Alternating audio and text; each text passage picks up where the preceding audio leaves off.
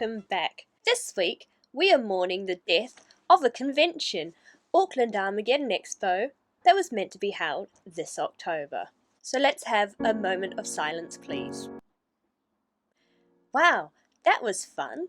Anyway, what this means is that I had a bunch of costumes planned to wear over this weekend, which also included my Sarah and Jareth, which I have been working on. Now that it's not happening, I'm going to take a break on making Jareth's coat, which is what I was meant to be doing this week, only because I still have some bits and bobs like the crystals that I need to order for it, so I'm going to wait for those to arrive before I continue working on it, just so that I can get it all done in one video.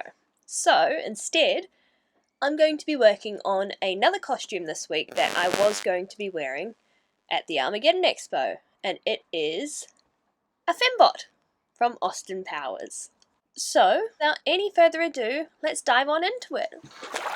So these are the patterns I'm using: Simplicity 7141, McCall's M7397 for the gloves, and Quick Sew 719 for the underwear.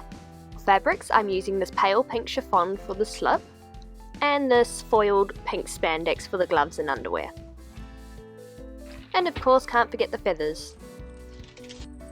The first part of the project I started with was making the underwear, so here you can see me cutting the pattern out of the foiled pink spandex. I then pinned the crutch sections together and then ran it straight through my overlocker.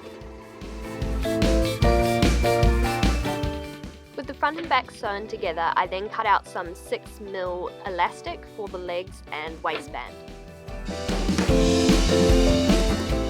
Using a zigzag stitch on my machine, I sewed the elastic in place to the fabric, making sure to stretch it as I sewed so that it would maintain its elasticity. Then I rolled the edge over and used a zigzag stitch again to finish up the edges. Then it was time for the gloves. I cut them out of the same foiled spandex I used for the underwear, pinned the sections together, and then used a very tiny seam allowance and sewed it on my machine.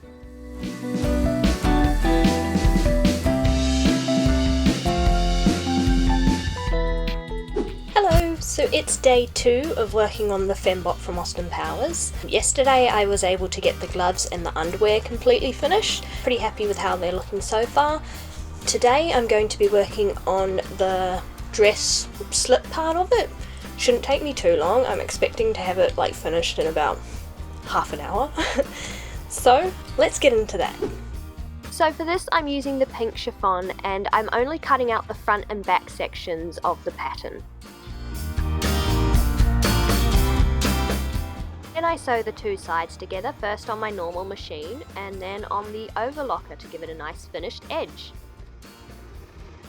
Then I hem it to be exceptionally short, just as it is in the film. Once I was happy with the length, I then ran it through my overlocker to give it a nice finished edge. Next I grabbed one of my old bras and then I glued the slip in place on the front and then began gluing the feathers to the bust.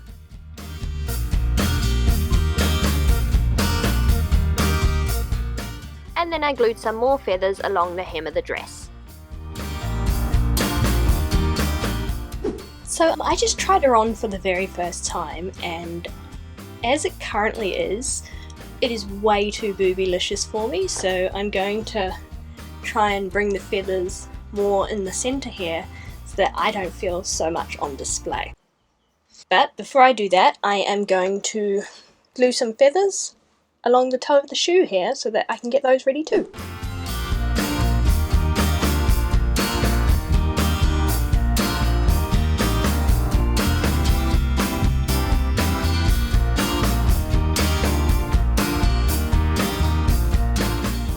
Alright, so I just got done with the dress. I added an extra layer of the feather trim around the bottom edge of the skirt and it looks so much better than just having a single layer. And now I'm going to work on styling the wig, so let's get into that. I kind of feel really bad about what I'm going to do to this wig just now because it's such a nice wig, but oh well, for science. Alrighty, so the first thing I did here was section off the back and a little bit of hair at the front. I then began back combing at the crown, just to give some height and volume to the beehive. Once I was happy with how that was looking, I pinned it all in place and then began smoothing some of the strands that I'd sectioned off at the beginning over the top and spraying it with hairspray. And voila, a wig. Alright, so I have just done my makeup for the Fembot and it's time to put the wig on, the costume on and do the full reveal. Also, if makeup tutorials are something that you guys are interested in, please let me know and I'll look into getting a proper lighting setup so that I can actually film makeup tutorials for you guys. But anyway, let's get into the costume.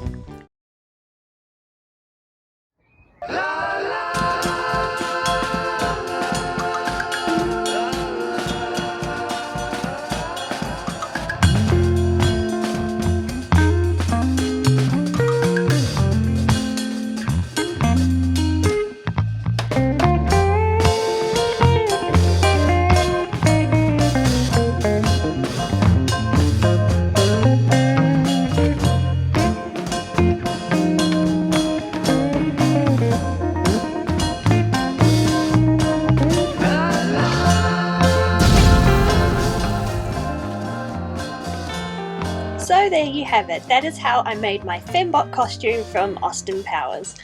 I'm really happy with how it turned out. I absolutely love the fluffiness of all the feathers and I think this wig turned out incredible. They're my favourite parts. However, I hate the gloves. I don't know why I keep insisting on using this McCall's Yaya Han pattern because I find it's never worked.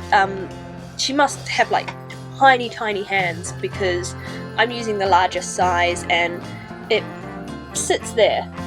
So I've still got all that finger space and that's where it sits. And it's no good. I really should just be tracing my own hands at this point and making gloves from there. So do not recommend that. I'll probably end up remaking the gloves so that they actually fit my fingers properly. But other than that, really stoked with it. Next week I'm going to be making the Austin Powers to match this Fembot suit. I was originally intending to wear these to the Armageddon Expo, but it's been cancelled, so now I guess it's just for funsies and wearing it around the house, I don't know. Anyway, if that's something you're interested in seeing, please come back next Friday. I always try and upload on Fridays, and I do a lot of sewing and having of fun.